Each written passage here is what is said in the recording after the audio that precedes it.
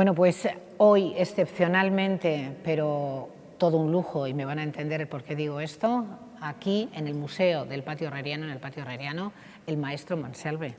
¿Qué tal, Cristina? Pues Buenas tardes. Buenas tardes. Es un placer verdadero que en esta semana en que estamos celebrando precisamente pues, Santa Cecilia, la patrona de los músicos, aunque es patrona por razones equivocadas de la historia, pero eso no tiene nada que ver. En todo caso, pues es un placer poder estar aquí una vez más contigo, una semana más en Música Maestro, pero además poder estar con una de las grandes, entre las grandes españolas, como es Ainhoa Arteta. Claro que sí.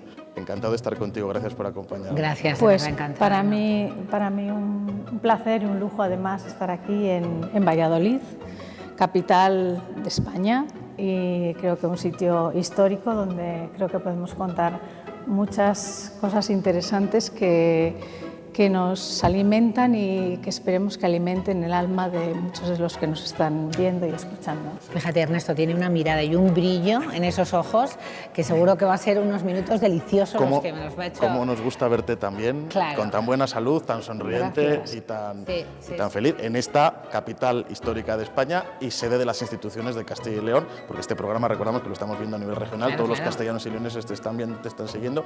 Y la primera pregunta, pues yo creo que es un poco obligada.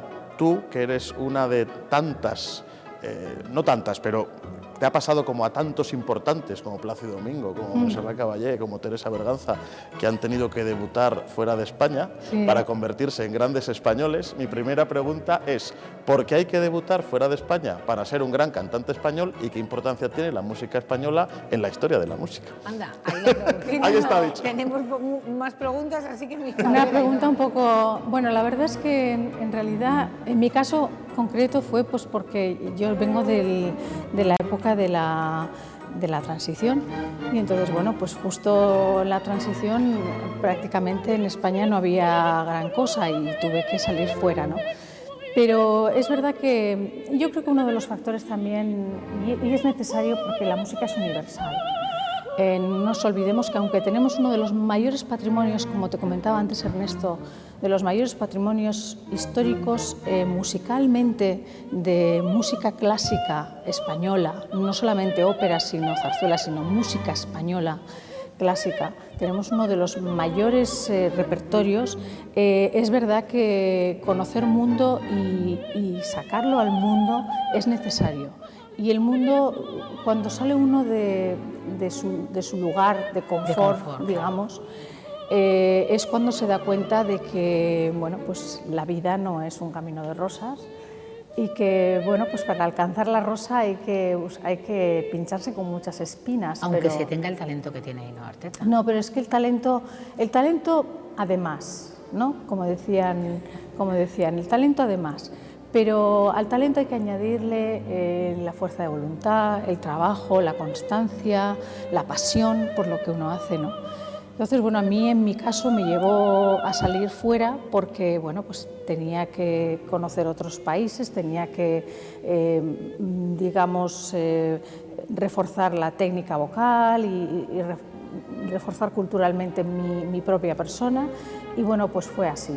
Y estuve muchos años fuera de España, pero bueno, siempre defendiendo nuestro repertorio, obviamente. Claro, pero hay que decir, al hilo de lo que estamos comentando, y además estando en Castilla y León, donde tenemos la Universidad de Salamanca, que quod natura non dá, Salamantica non presta. O sea que realmente en este caso... Base había.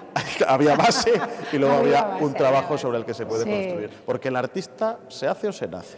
El artista se nace, bueno, digamos, el talento se nace con un talento, ¿no? Pero se hace, básicamente se hace. Porque yo recuerdo tenía un maestro italiano que antes de entrar en su clase tenía un cuadro de un burro rebuznando. Y un burro, imagínate la voz que tiene un burro cuando rebuzna, ¿no? Entonces, antes de entrar a la clase siempre me hacía ver el cuadro y me decía voce c'è l'abuelo, me decía en italiano, voz tiene ese. Sí. Ahora lo que venimos a hacer es a perfeccionar lo que no tiene que hacer el burro, ¿no? Una vez más la excelencia. Entonces, bueno, pues claro que sí. El talento, obviamente, pues, uno nace con una cierta facilidad, en mi caso era la voz. Y luego es el trabajo constante, el trabajo continuo, la investigación es muy importante. la investigación en nuestro campo, porque la investigación es lo que nos hace ir siempre un paso más allá y poder ofrecer al público siempre un paso de innovación sobre lo que ya incluso está ya hecho, porque muchas veces nosotros los clásicos es verdad que hacemos obras que están hechas hace tiempo, pero para llegarlas a hacer con rigor y como las obras se merecen,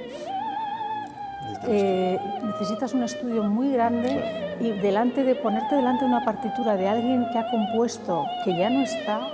Primero, el gran respeto, porque sabes que detrás de cada página, de cada compás, de cada nota, hay un sentimiento, hay un porqué. Y todo ese porqué, todo ese sentimiento, todo ese estudio, esa base es como si fuéramos, no sé, escáneres nosotros, ¿no? Por ponerlo en una... Hay que encontrar, es una búsqueda para encontrar el alma de ese el compositor alma, y lo que ahí quiso está, decir. ¿no? Porque todo eso se hace a través del alma y encontrar el alma es a través de investigar muchísimo la época, la era, el por qué eligió ese poema, no eligió otro, muchísimas cosas, y esas cosas a la vez a uno le enriquecen. Y es interesante. Perdóname, hablaba de repertorio español y no quiero, tenemos muy poquito tiempo y ella es una ferviente defensora de lo español y tú le preguntabas qué se piensa y qué se opina y cómo se vive lo español fuera de nuestras fronteras, pero vas a arrancar en nada. Pues mira, la verdad es que yo estoy muy contenta de hacer con un repertorio español. Sí. Además va a ser totalmente español. La primera parte es canción sudamericana. No nos olvidemos que estamos aquí mismo en Valladolid, donde es la cuna de donde se descubrió Sudamérica, América, el otro continente, que de hecho a su vez nos reportó en su día cuando se descubrió muchos y nos sigue reportando muchísima riqueza. Entonces empiezo con un repertorio sudamericano, sigo con un repertorio vasco, que es repertorio español. Yo le llamo repertorio español al repertorio vasco, al repertorio gallego, al repertorio catalán, al repertorio valencià, al repertorio mallorquí. No sabes lo que lo celebramos. Claro, es que hay que explicarlo bien, claro. El repertorio castellano. Y no nos olvidemos, me gustaría recalcar un detalle. España es, yo creo que la única o el único país en el cual han convivido durante muchísimos siglos tres culturas y tres religiones muy importantes y han convivido en paz. Y esto se ve en la música. Y esto yo lo llevo muchas veces en conciertos porque hago música sefardí, hago música que tiene acento arábico y música obviamente castellana, ¿no? Y estas tres religiones, estas tres comunidades convivieron solamente en este país durante muchos siglos y en paz. Y creo que eso es algo que hay que llevarlo a honor y hay que darle su valor, que es muchísimo ahora mismo. Y yo sé que tenemos poco tiempo, pero abundando en el tema de la música española y de la importancia de España en la música, porque yo creo que a veces ocurre que se dice que en España la música no ha funcionado. Tomás Bretón, que era de Castilla y León, era salmantino también, precisamente, bueno, pues él quería hacer una ópera nacional y fracasó. Al final es conocido por la verbena de la Paloma, que es una zarzuela que nunca quiso hacer, ¿no? Pero al final la música española... Claro, se dice como que es menor, ¿no?, en comparación con Mozart, con Beethoven, con Verdi, pero hay que puntualizar dos cosas, bajo mi punto de vista. Primero, quizá músicos, pero escritores o pintores, anda que no hemos tenido para tomar y regalar, pero ¿tienen algo que envidiar Bretón, Chapí, a Verdi o a Wagner o falla? Para nada. Tenemos grandísimos compositores y no solo compositores, sino, como tú decías bien, escritores.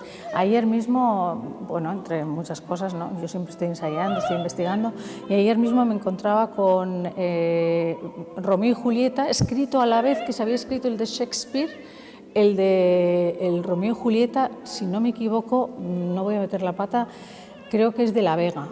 de Garcilaso la Vega, pero no estoy segura, no voy a meter la pata, pero sí que es verdad, está muy bien traído esto, porque cuantísimas óperas escritas y cantadas en alemán, en italiano, en ruso, en inglés, en francés, resulta que son de temática española. La única ópera de Beethoven, Fidelio, Las bodas de Fígaro, Così fan tutti, o Don Giovanni. Más de 150 óperas están basadas en Sevilla, en la temática de Sevilla, solamente en la ciudad de Sevilla. Madre o sea mía, que con la temática española, empecemos por el Don Carlo, ¿no? Claro. De la que tú has sido Isabel de Valois. Yo he sido Elisabetta de Valois. Claro. Hay muchísimas óperas en las cuales, obviamente, la ópera está datada en la historia, y si algún país ha tenido que ver con la historia a nivel mundial, ya ha sido España. Y encima estamos ahora mismo en la cuna donde nació Felipe II, donde Carlos V, el emperador, Isabel II de Portugal. Es que hay tanta historia. Sabemos vender lo nuestro. Yo creo que ese es en la música entiendo que ocurre lo mismo, ¿no? Siempre parece que lo de fuera tiene más categoría, más... No pero nos creemos lo que valemos. Es que yo creo que también es verdad, no sé por qué, pero somos un país bastante cainita. Sí. Yo confío mucho en las nuevas generaciones. En las generaciones que vengan ahora, que no crezcan en el complejo de que lo de fuera es lo mejor, que también lo de fuera es muy bueno, pero lo de casa es muy bueno. Y a mí me encantaría siempre, de mí se escapan todos los ministros de Cultura, absolutamente todos, y los ministros de Turismo, porque como voy siempre con la misma cantinela, que les digo, miren señores, ya viene este país no va a poder exportar gas, no va a poder exportar petróleo, no va a poder exportar muchas cosas, pero si algo podemos exportar es nuestra cultura y nuestro patrimonio histórico-cultural en el mundo, que es tremendamente importante. Pues oye, le diremos a la ministra de Turismo, que es de Valladolid, que te haga caso. Lo sabe, me conoce mucho. Que te haga caso. Me conoce mucho.